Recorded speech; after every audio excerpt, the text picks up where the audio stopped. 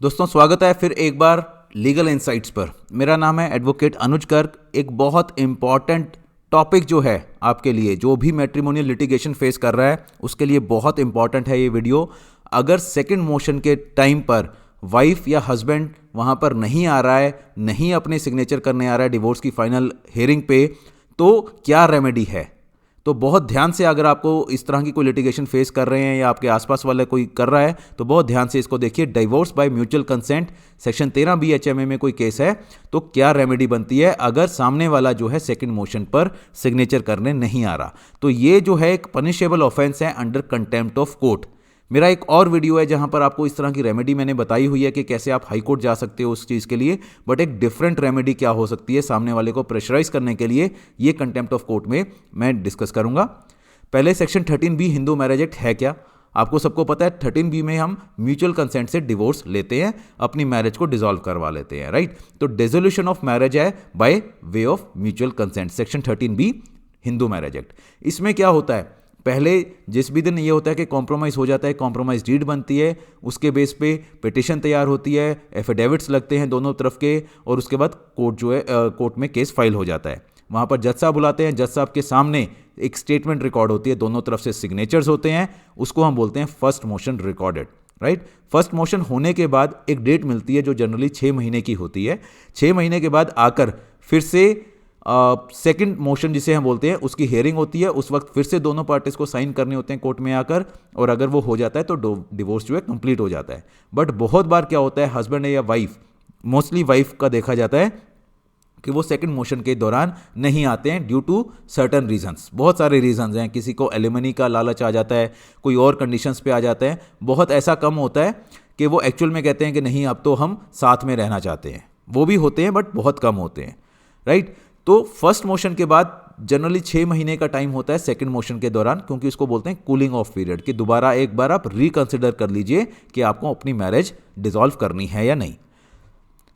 तो first motion के दौरान मैंने आपको बताया जैसे कि एफिडेविट्स भी वहां पर जमा होते हैं दोनों तरफ से, दोनों तरफ के प्रॉपर एफिडेविट जमा होते हैं। सेटलमेंट डीड जब वहां पर जमा होती है कोर्ट में, उसमें लिखा जाता है कि हाँ इन टर्म्स पे मैरिज को डिसॉल्व करने के लिए दोनों पार्टीज राजी हो गई हैं, और एफिडेविट में भी लिखा जाता है कि हाँ हम ओथ पे बोल रहे हैं कि हमने मैरिज को डिसॉल्व करने का सोच लिया है, ये हमारी टर्म्स एंड कंडीशन है, और इन टर्म्स एंड कंडीशन के अकॉर्डिंग हम मैरिज अपनी सेकंड मोशन के बाद डिसॉल्व हो जाएगी।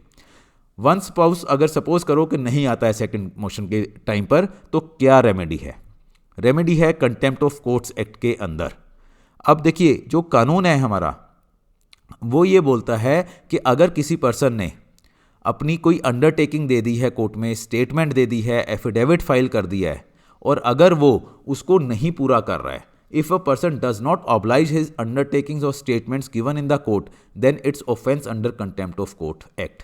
तो कंटेम्प्ट ऑफ कोर्ट्स एक्ट के अंदर ये एक ऑफेंस है कि कोर्ट में आपने स्टेटमेंट दी और अब आप उससे मुकर रहे हो, क्योंकि फर्स्ट मोशन के दौरान एफिडेविट में लिखा जाता है कि मैंने इतना इतना पैसा ले लिया, वाइफ लिखती है इतने इतने अपने आर्टिकल सब कुछ ले लिया, मैं फर्स्ट मोशन पे भी आ रही हूँ और मैं सेकंड मोशन पर भी अपने साइन करने आऊँगी। इसी तरह हस्बैंड की तरफ से भी अंडरटेकिंग है। अगर कोई नहीं पूरा करता है तो वो कंटेम्प्ट ऑफ कोर्ट के अंडर ऑफेंस बनता है।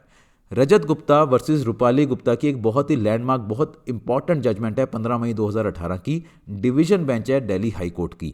तो यहाँ पर एक रेफरेंस, वहाँ पर दिल्ली हाई कोर्ट को जो डिवीजन बेंच थी, एक रेफरेंस वहाँ पर हुआ था कि क्या करना चाहिए ऐसे। तो उसमें काफ़ी डिटेल जजमेंट है, आप नेट पर सर्च करेंगे, इस वीडियो के डिस्क्रिप्शन में भी मैंने लिंक डाल रहा हूँ इसका, तो आप वहाँ पर देख सकते हैं। काफ़ी डिटेल जजमेंट है, 3-4 क्वेश्चन वहाँ पर कोर्ट ने कंसिडर किए थे। तो सबसे इंपॉर्टेंट जो है इस वीडियो के लिए वो क्वेश्चन ए था। वहाँ पर क्या बोला है, यहाँ पर whether a party which has under a settlement agreement decreed by a court undertaken to file a petition under section 13B1 or motion under 13B2 of the Act of 1955 or both, and has also undertaken to appear before the said court for obtaining divorce, can be held liable for contempt if the said party fails to file or reappear in the petition or motion or both to obtain divorce in view of the option to reconsider renege the decision of taking divorce by mutual consent under section 13B2 of the Act।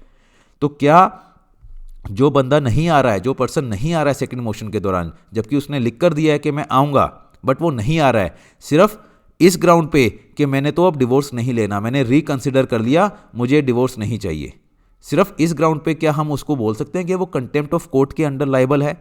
तो ये question वहां पर Delhi high court की division bench के सामने आया। Answer क्या था? देखिए, जजमेंट से ही मैंने एग्जैक्ट लिया हुआ है, आप जजमेंट भी रेफर कर सकते हैं। The answer to question A is yes. ये सबसे ज्यादा इंपॉर्टेंट है। ये क्या बोलते हैं कि 13B में is that it recognise unqualified and unfettered right of a party to unilaterally withdraw the consent. ये कह रहे हैं कि यूनिलेटरली वो विड्रॉ कर सकता है कंसेंट, वो कह सकता है कि मैंने डिवोर्स नहीं लेना, ये उसका राइट है एज पर सेक्शन 13B। इसको कोई नहीं छीन रहा, कोई भी कोर्ट जबरदस्ती डिवोर्स नहीं दे सकता। बट अगर उसने अंडरटेकिंग दी है, तो अगर वो उस अंडरटेकिंग से मुकर रहा है तो कंटेम्प्ट ऑफ कोर्ट के अंडर वो लायबल है। उसको डिवोर्स नहीं कहेंगे, बट कंटेम्प्ट ऑफ कोर्ट के अंडर उसको सजा हो सकती है। तो यहां पर क्या बोला? This being the legal position, the defaulting party can not be compelled to file or appear in the petition or motion or board to obtain divorce by mutual consent. ये कहते हैं कि हाँ, ये ठीक है कि उसको हम जबरदस्ती ये नहीं कह सकते कि तू अपीयर हो, बट अगर वो नहीं हो रहा तो कंटेम्प्ट ऑफ कोर्ट के अंडर उसको सजा दी जा सकती है। सी क्लॉज जो था इस आंसर का, वो सबसे ज्यादा इंपॉर्टेंट है। ये बोलते हैं कि हाँ, उसको हम कंपेल नहीं कर सकते, but at the same time a defaulting party can be held liable for civil contempt on the ground of breaching the terms and conditions incorporated in an undertaking given to the court और made a part of the consent order और decree. तो ये साफ बोल रहे हैं कि उसको सिविल कंटेम्प्ट के अंडर हम सजा दे सकते हैं, डिवोर्स के लिए फोर्स नहीं कर सकते। तो बहुत इंपॉर्टेंट यहां पर ऑब्जर्वेशन आई है कोर्ट की। No direction can be given issued even in contempt proceeding to compel the defaulting party to give his consent for a decree of divorce by mutual consent। कहते compel नहीं किया जा सकता contempt proceeding में भी, but contempt of court के under उसको पूछा जा सकता है कि आपने जो अंडरटेकिंग दी थी अब आप उसको क्यों मुकर रहे हो, क्यों नहीं वो फुलफिल कर रहे। ठीक है, बहुत बार अंडरटेकिंग में ये भी होता है कि वो उससे आर्टिकल्स ले लिए वाइफ ने सारे, कुछ पैसा भी ले लिया फर्स्ट मोशन के दौरान, या मे बी सारे पैसे भी ले लेते हैं जो भी एलिमनी सेटल होती है वहाँ पर, और उसके बाद वो नहीं आते। तो कोर्ट ने ये भी कहा है कि वो जो पैसा है या वो जो आर्टिकल्स हैं वो भी आप वापस करोगे, क्योंकि आपने अंडरटेकिंग दी थी। और पार्टीज को एक तरह से दोबारा से उसकी जो भी जिस पोजीशन पे वो फर्स्ट मोशन पे, वो भी कोर्ट ने बोला कि वो आप सारा पैसा या जो भी आर्टिकल्स है वो वापस करोगे, और उसके बाद आपको अगेंस्ट कंटेम्प्ट ऑफ कोर्ट का जो भी एक्शन है वो लिया जा सकता है। तो बहुत ध्यान से इसके बारे में आप देखिए। जजमेंट का लिंक आपको डिस्क्रिप्शन में भी मिल जाएगा, वैसे भी आप नेट पे सर्च करेंगे, बहुत इजीली अवेलेबल है। अच्छे से पढ़िए, और इस तरह की अगर कोई लिटिगेशन फेस कर रहे हैं तो डेफिनेटली ये जजमेंट आपको काफ़ी हेल्पफुल रहेगी। कोई भी और आपकी क्वेरी है आप मुझे व्हाट्सएप कर सकते हैं, मैसेज कर सकते हैं। टेलीग्राम चैनल है, मैंने आपको बताया है। इसमें इस वीडियो के जो कमेंट्स है यहाँ पर, वहाँ पर भी आप कोई डिस्कशन करना चाहें, कोई आपका डाउट है तो वो आप लिख के भेज सकते हैं। Thank you and all the best.